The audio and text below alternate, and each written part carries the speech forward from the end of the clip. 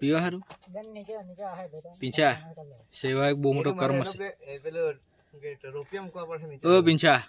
સેવા એક બહુ મોટો કર્મ અને ધર્મ છે ખબર અરે તારા પર કોઈ કઈ માંગે તો તારે પાતાળું બી ખોદવા પડે ચાલો હું ચાલો